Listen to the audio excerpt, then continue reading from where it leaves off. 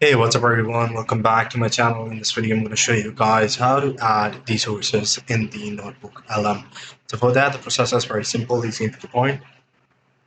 If you guys want to access this platform, the link is in the description. Make sure you guys check that out through that. And once you're on this platform, once you log in through the link that is in the description, you will see your Notebook LM. If you just click on create notebook, it will show you over here. If you add the source, you just have to click add source. If you want it to research about it, you can ask for the deep research for a specific topic that probably you have listed in it. And otherwise, you guys can always draw a file from here. Even you guys can simply copy the text and paste it over here. The links from the website, YouTube, Drive, upload files, all that stuff. Like I have uploaded these two files by just clicking on that, and it uploads right away.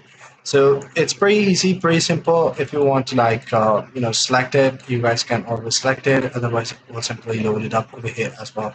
So it's pretty easy, pretty simple. I hope you find this pretty helpful. See you in the next one.